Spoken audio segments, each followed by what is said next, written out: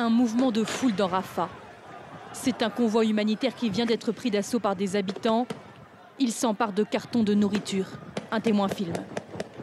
Des hommes du Hamas tirent pour disperser les gens. Un adolescent de 17 ans est tué. La famine menace Gaza. 93% de la population manque cruellement de nourriture et certains sont prêts à tout pour en obtenir. Quitte ici à jouer des coudes pour réussir à remplir leurs gamelles. Aujourd'hui, la situation est très difficile. C'est le chaos. Il y a de la violence, même si on est des gens bien. Mais on a faim. On n'a plus les moyens d'acheter ou de préparer de la nourriture.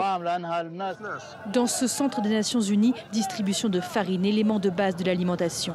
Cela fait 5 jours que Mohamed Aboussa vient avec sa femme pour en obtenir, en vain.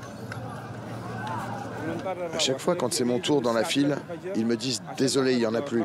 Alors on repart et on revient le lendemain à 3 h du matin. Mes enfants ont faim. Parfois, j'ai tellement honte. Je me sens tellement impuissant que je me cache pour qu'ils arrêtent de me réclamer de la nourriture. Notre fils de 9 ans nous dit qu'il est affamé à en avoir mal au ventre. Comment voulez-vous que je lui réponde? Ça me met en colère.